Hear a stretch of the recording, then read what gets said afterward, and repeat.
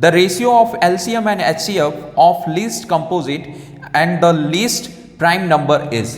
सो हमें ratio find out करना है, ओके, किसके बीच में? So LCM and HCF of least composite and least prime number. So least मतलब छोटा, जो सबसे छोटा कंपोजिट नंबर है और जो सबसे छोटा प्राइम नंबर है, उनका एलसीएम और एचसीएफ का रेशियो हमें निकालना है। ओके, सो हमें लीस्ट कंपोजिट अगर हम बताए, सो लीस्ट कंपोजिट नंबर हमारा हो जाएगा क्या? सो वो हो जाएगा 4 एंड लीस्ट प्राइम नंबर क्या हो जाएगा? वो हो जाएगा आपका 2। ओके, अब इन दोनों का जो एलसीएम होगा, ओके, सो एलसीएम क्या होगा 2 और 4 का? 4 एंड इनका एचसीएफ क्या होगा? इनका एचसीएफ होगा 2। ओके, सो इनका आपको एलसीएम और एचसीएफ पता चल गया। अब इसका रेशियो आपको बताना है।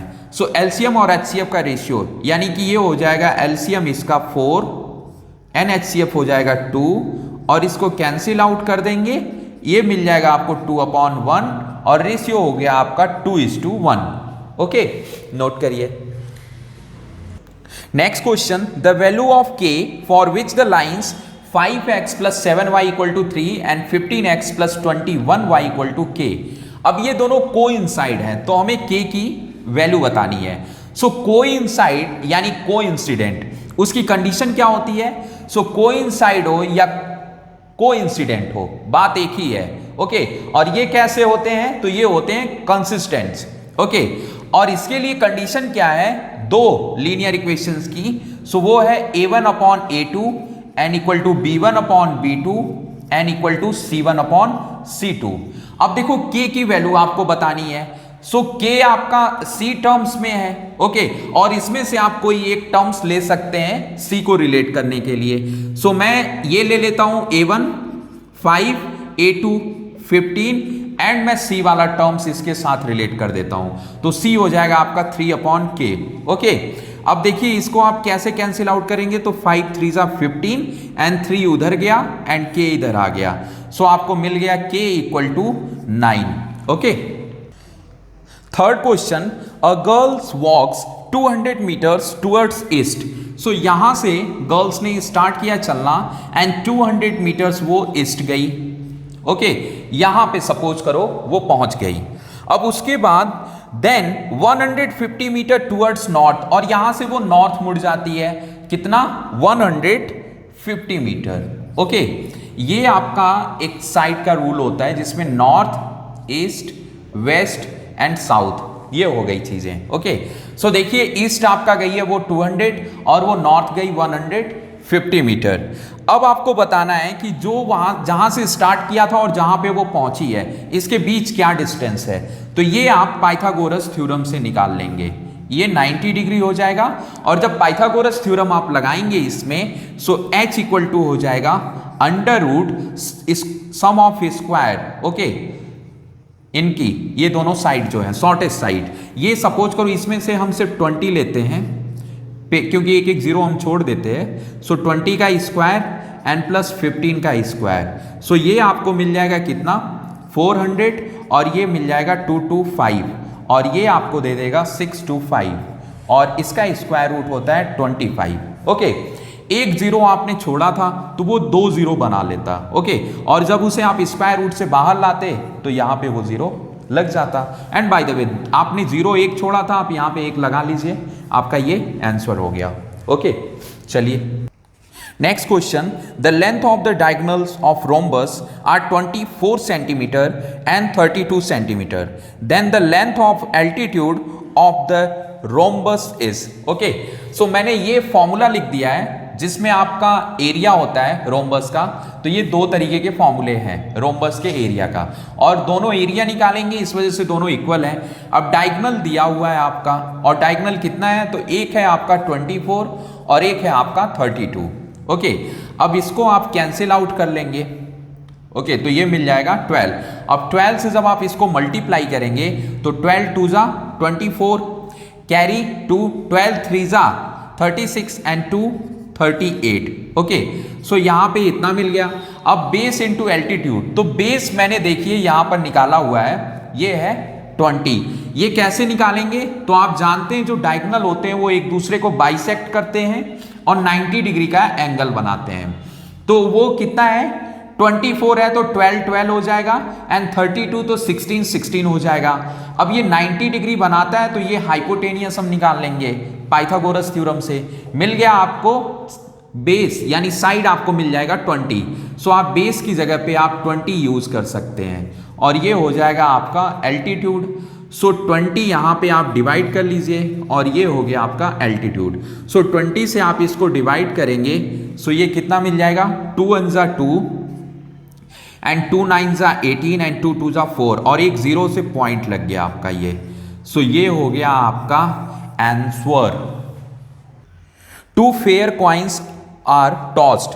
What is the probability of getting at the most one head? So देखो दो क्वाइन टॉस किए जा रहे हैं। अब जब दोनों क्वाइन टॉस किए जाएंगे एक साथ तो सपोज करो कि एक बार आ गया आपका हेड हेड, एक बार आपका आ गया एक क्वाइन में हेड और दूसरे में टेल, एक बार आपने किया तो एक में हेड आ गया और दूसरे में एक में टेल आ गया और दूसरे में हेड, एक बार आपने क्वाइन को उछाला तो आपके ये आ गए टेल टेल, है ना। तो टोटल जो पॉसिबिलिटी है इतनी ही पॉसिबिलिटी बनेगी। ओके, जब भी हम किसी दो क्वाइंस को उछालेंगे टॉस करेंगे। सो देखो यहां पर टोटल आउटकम्स कितने हैं? तो 4। सो टोटल आउटकम्स 4 नीचे आ जाएंगे and favourable outcomes, favourable it means ये हो गया कि जो आपको नीड है तो प्रोबेबिलिटी ऑफ हेड आप निकाल रहे हैं और मोस्ट वन हेड तो कम से कम एक हेड जरूर आया हो। तो 1 2 3 इन तीनों में हेड आया हुआ है सो 3/4 हो जाएगा। समझ में आया क्या? चलिए नोट करिए। इन triangle ABC similar to triangle PQR, if AM and PN are altitudes respectively, so this equal to this given है। हमें बताना क्या है? हमें बताना है कि AM अपॉन PN इसका हमें रेशियो बताना है। What is this? अब देखो ये दो ट्रायंगल्स हैं आपके सामने, है ना। अब इन दोनों ट्रायंगल्स बताया गया है कि सिमिलर है। ओके, अब ये ट्रायंगल्स इसके सिमिलर है सो दैट मीन्स कि ये एंगल इक्वल होगा, है ना। और ये एल्टीट्यूड है तो ये 90 डिग्री होगा तो ये भी इसके सिमिलर हो जाएगा। और जब सिमिलर हो जाएगा तो सिमिलरिटी रूल हमें क्या बताती कि जो ट्रायंगल सिमिलर होते हैं उनके कॉरस्पॉन्डिंग साइड्स क्या होते हैं? सेम रेशियो में। So AB upon PQ equal to AM upon PN होगा। सो इसका रेशियो 2/3 है तो ये भी वही होगा। ओके, सो आप क्या लिख लेंगे? 2:3 इज द आंसर। चलिए, if sine square beta minus cos square beta equal to 2 then find the value of beta. So देखिए इस क्वेश्चन में आप क्या कर सकते हो, आप कॉस स्क्वायर की जगह आइडेंटिटी लगा सकते हो। तो कॉस स्क्वायर की आइडेंटिटी क्या होती है? सो आप जानते हो फर्स्ट आइडेंटिटी आपके बुक में गिवन है sine square theta plus cos square theta equal to 1 वाली, है ना। अब इस आइडेंटिटी से आप क्या निकाल सकते हो? कॉस स्क्वायर थीटा, क्योंकि साइन इधर चला जाएगा। सो हो जाएगा आपका cos square theta equal to 1 minus sine square theta. अब ये वैल्यू आप कॉस स्क्वायर की जगह पुट कर सकते हो, मैंने पुट कर दिया। अब माइनस से ये माइनस हो जाएगा, ये प्लस हो जाएगा। 2 साइन स्क्वायर बीटा और साइन स्क्वायर बीटा ऐड हो जाएंगे, इधर आपका 1 चला जाएगा तो प्लस हो जाएगा, 3 हो जाएगा। 3 से 3 cancel out, sine square beta equal to 1 हो गया।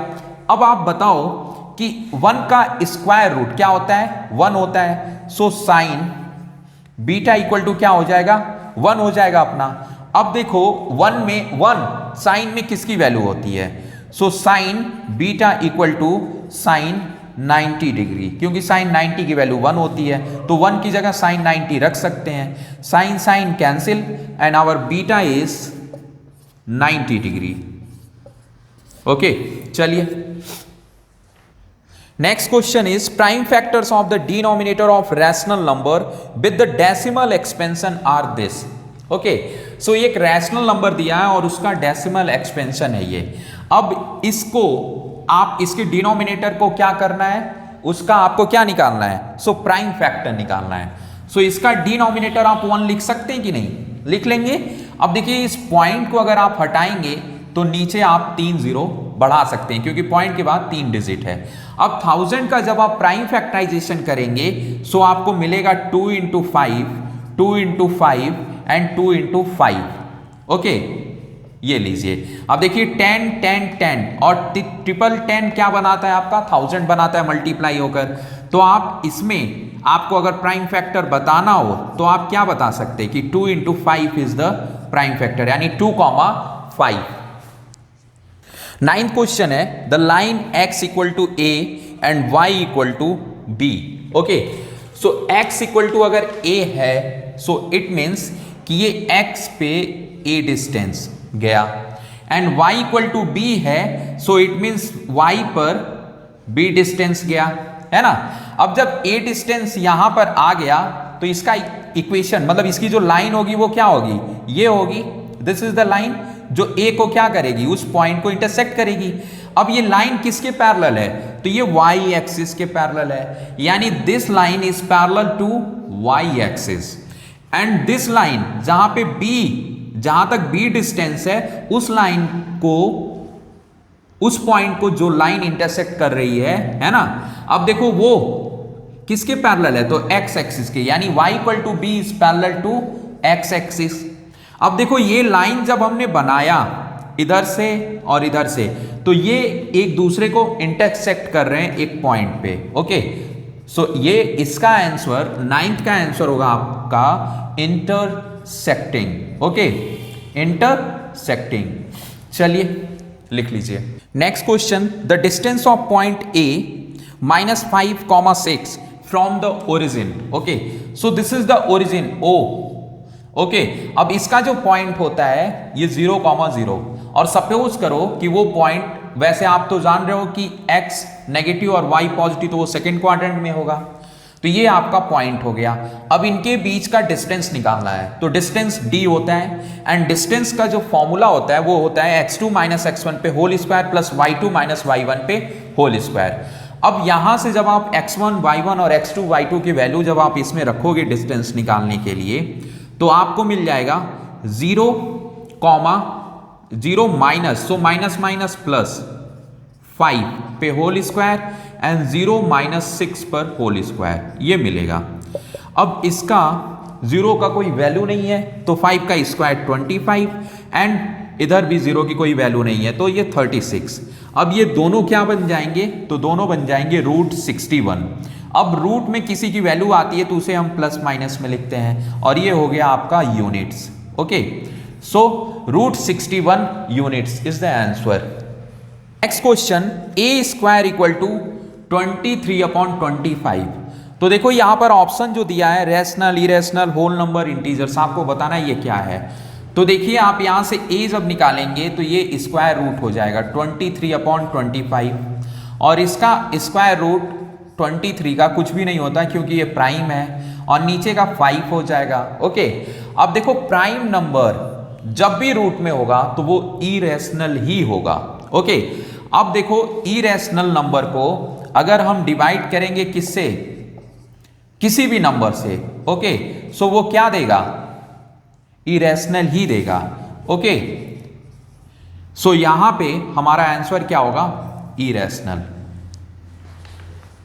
नेक्स्ट क्वेश्चन है if LCM x, 18 is 36 and HCF x, 18 is 2। Okay, so आपको बताना है x की वैल्यू।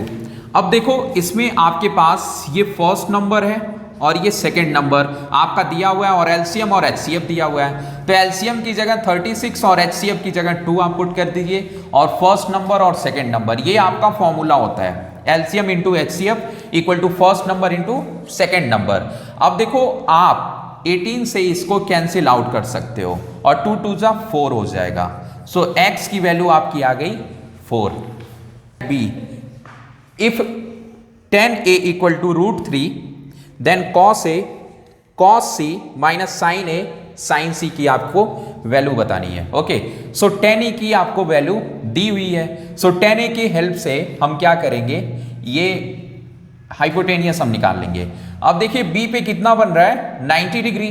सो b 90 डिग्री की हेल्प से हम cos a cos c - sin a, ये हो जाएगा cos A cos C minus sine A sine C, ये आपका गिवन है। अब इसमें cos इक्वल टू क्या हो जाएगा, AB upon C A and cos C equal to B C upon C A. ये तो आप लोग जानते हो, जब हम cos C लेंगे, ठीक है, तो ये हमारा परपेंडिकुलर और ये बेस हो जाएगा, और जब cos A लेंगे तो ये हमारा परपेंडिकुलर और ये बेस हो जाएगा। ओके, थीटा के सामने की साइड हमारी क्या होती है, परपेंडिकुलर होता है। थीटा जब हम ये लेंगे तो ये परपेंडिकुलर हो जाएगा। ओके, तो इसके भी आप पे हम वैल्यू रख लेंगे और यहां पर हमें मिल जाएगा 0, दोनों कैंसिल आउट हो जाएंगे। और जनरली यहां पे अगर हम वैल्यू भी ना रखें तो भी आपको दिख रहा है कि ए बी बी सी और यहां भी ए बी बी सी ऊपर और सी ए कॉमन, सो ये भी कैंसिल आउट होते हुए आपको दिख रहे हैं। यहां से भी आपको 0 मिल जाएगा। ओके, सो इट मींस इसका आंसर हो गया आपका 0।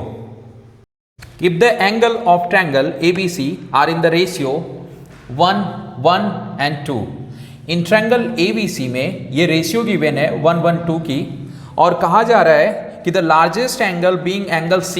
ओके, सो लार्जेस्ट एंगल ये C बन जा रहा है। Okay, so angle sum property के थ्रू जब हम देखेंगे, सो इसमें x अगर पुट करें कांस्टेंट, सो हमें मिल जाता है ये 4x and 4x equal to 180 and x equal to 45। अब x की वैल्यू जब हम इसमें पुट करेंगे तो ये 45 45 एंड 90, सो हमारा ABC निकल कर आ गया। अब वैल्यू हमें पूछी जा रही है sec A upon cosec B minus 10A upon cot B की। ओके, तो इसमें हम A B की वैल्यू अगर पुट कर दें इसमें से तो हमारा आंसर आ जाना चाहिए। अब देखिए sec 45 की वैल्यू क्या होती है, √2 एंड कोसेक 45 की वैल्यू क्या होती है, √2 एंड माइनस tan 45 की वैल्यू 1 एंड cot 45 की वैल्यू 1, ये भी कैंसिल होकर आपको क्या मिल जाएगा 1। सो 1 minus 1 is 0, so our answer is 0. Number of revolutions made by a circular wheel of radius 0.7 meter in rolling a distance of 176 meter. So ये आपका एक व्हील है, ये रोल कर 176 मीटर की डिस्टेंस तय करता है। इसका रेडियस दिया गया है 0.7 मीटर। ओके, तो देखो जब ये डिस्टेंस इतनी डिस्टेंस जाएगा तो इस डिस्टेंस को निकालने के लिए, डिस्टेंस तो दिया हुआ है लेकिन नंबर ऑफ रिवोल्यूशन निकालने के लिए हमें ये देखना पड़ेगा कि ये जो व्हील है, ओके, इसका सरकमफ्रेंस कितना है। ओके, सो डिस्टेंस दिया हुआ है 176 एंड सरकमफ्रेंस इसका हो जाएगा 2 पाई r, सो पाई की वैल्यू 22 अपॉन 7 एंड r आपका दिया हुआ है 0.7। ओके, अब देखो इस 7 से ये 7 आपका कैंसिल आउट, सो 0.1 आ जाएगा, 0.1 आ जाएगा। अब आप क्या कर सकते हो, देखो 11 से आप इसको काट लो, सो 11 2 जा 22 और 11 से इसको 11 1 जा एंड 11 6 जा, और ये 2 2 जा 4, तो 4 से डायरेक्ट इसको काट लो, आपको आपका आ गया 4। ओके, 4 4 जा 16 होता है, सो 4 अपॉन 0.1 बचा। अब यहाँ 0 बढ़ा है तो ये पॉइंट खत्म, सो 40 अपॉन 1 हो गया। सो इसका मतलब कि 40 रोलिंग्स यानी 40 रोल वो ले रहा है। देखो ये आपके पास 2 ट्रायंगल्स दिए हुए हैं और इनकी साइड्स मैंने लिख दिया है। ओके, और ये दोनों ट्रायंगल्स सिमिलर है। अब अगर 2 ट्रायंगल्स सिमिलर हैं तो उनके जो साइड्स होंगे, कॉरस्पॉन्डिंग साइड्स सेम रेशियो में होंगे। अभी सेम रेशियो में जब मैंने लिखा तो आपको दिख रहा है कि आपको ए बी गिवन है 3 है एंड डी आपको गिवन नहीं है, बी सी आपका गिवन है 2 और ई एफ गिवन है। ओके, सो यहां से आप डी ई निकाल लोगे, 2 2 जा 4 एंड 2 3 जा 6, सो डी ई कितना हो जाएगा 6। तो आप देख रहे हो कि ये 2 2 जा 4 एंड 3 2 जा 6, तो ये कितना हो जाएगा आपका 5। अब इसका जब हम पैरामीटर निकालेंगे, किसका, इस वाले ट्रायंगल का, जब पैरामीटर निकालेंगे, सो पैरामीटर क्या होता है, sum of all side. So sum of all side it means 4 + 6 + 5, so ये हो जाएगा आपका 15। Okay, so this is the 15 centimetre, 15 centimetre is the answer. Next question में देखो DE पैरेलल है BC के। ओके, और ये आपका एक ट्रायंगल्स गिवन है, DE is parallel to BC। अभी एंगल A कॉमन हो गया किन 2 ट्रायंगल्स में, सो ट्रायंगल ABC और AD में, और ये पैरेलल होने की वजह से इनके कॉरस्पॉन्डिंग साइड्स क्या हो जाएंगे, इक्वल हो जाएंगे। सो एंगल प्रॉपर्टी से ये दोनों ट्रायंगल्स, एक ABC और एक ADE क्या हो गए, सिमिलर हो गए। अब जब सिमिलर है दोनों ट्रायंगल्स तो इनके साइड्स क्या होंगे, सेम रेशियो में होंगे। अब मैंने लिख दिया है यहां पर AD upon AB and equal to DE upon BC। AD की वैल्यू क्या होगी 3 एंड AB की वैल्यू तो 3 + 4 7 एंड DE की वैल्यू नहीं पता, यही निकालना है एंड BC कितना है 14। सो 7 से 14 आप काट लो एंड 2 टाइम्स में कट जाएगा और ये 2 इधर आ गया। सो DE की वैल्यू हो गई आपकी 2 3 = 6। So DE is the 6। Okay, 4 tan beta equal to 3 given है एंड इसकी वैल्यू आपको बतानी है। ओके, 4 tan बीटा ये आपका दिया हुआ है और इसकी वैल्यू आपको बतानी है। सो यहां से हम 4 को इधर भेज देंगे तो tan बीटा इक्वल टू क्या हो जाएगा 3/4। अब इसको tan को हम लिख सकते हैं sin थीटा, यानी sin beta upon cos beta हम लिख लें। ओके, इतना लिख सकते हैं। अब देखो इसकी वैल्यू हमें फाइंड करनी है तो sin को 3 और cos को हम 4 लिख लें। ये ट्रिक है एक, और ये बेसिकली ट्रिक काम कब करता है, जब ऊपर भी sin cos हो और नीचे भी sin cos हो। साइन डजंट मैटर, लेकिन ऊपर भी sin cos और नीचे भी sin cos हो। Okay, plus minus multiplication doesn't matter. Okay, अब देखो साइन की जगह जब हम 3 रखेंगे सो ये 4 3 जा कितना हो जाएगा, यहां देखो 3 आ गया, सो 4 3 जा 12 हो गया एंड 3 इंटू कॉस बीटा कितना है, सो 4, सो 4 3 जा 12, तो 12 - 12 0 बचेगा ऊपर, और जब ऊपर 0 तो नीचे कुछ भी हो, आंसर क्या आएगा आपका 0 आएगा आंसर। ओके, नेक्स्ट क्वेश्चन देखो, one equation of pair of dependent linear equation is this. तो आपको सेकेंड इक्वेशन बतानी है। ओके, फर्स्ट ये इक्वेशन आपका दिया हुआ है और कह रहा है कि डिपेंडेंट है ये।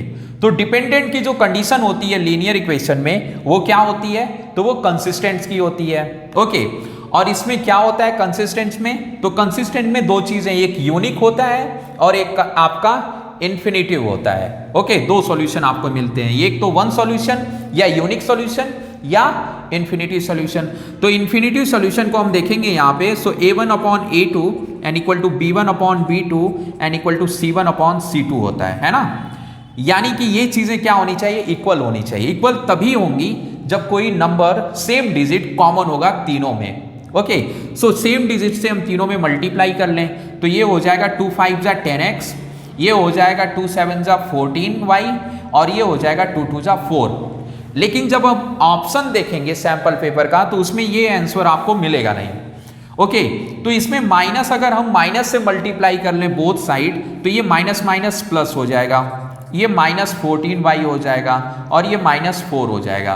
तो ये आंसर आपका गिवन है सैंपल पेपर में। A letter of English alphabet is chosen at random, what is the probability that is the letter of the word mathematics. अब देखना है कि अगर ये रैंडमली वर्ड चूज किए गए हैं अल्फाबेट से जो मैथमेटिक्स बन रहे हैं, तो आपको इसकी प्रोबेबिलिटी बतानी है। अब देखो जो प्रोबेबिलिटी होती है किसी भी इवेंट की वो क्या होती है, सो फेवरेबल केस ऊपर होते हैं एंड टोटल आउटकम्स नीचे होता है। सो फेवरेबल हमारा मैथमेटिक्स है। अब देखो इसमें टोटल लेटर कितने होते हैं अल्फाबेट्स में, तो 26 तो टोटल आउटकम्स हो गए एंड ऊपर फेवरेबल आउटकम्स होंगे, है ना। तो मैथमेटिक्स में हम वो वर्ड हटा देंगे जो 2 बार रिपीट कर रहे हैं। सो 2 बार रिपीट करने वाले वर्ड थे हमारे m, तो 1 बार हम लिखेंगे सिर्फ m को। a हमारा 1 बार आ रहा है, ठीक है, t हमारा आ गया, h हमारा आ गया, t हमारा 2 बार आ रहा था तो 1 ही बार लिखेंगे। ओके, और h आपका 1 ही बार है, e आपका 1 ही बार है, i है, c है, s है, तो टोटल हो गया आपका ये 8।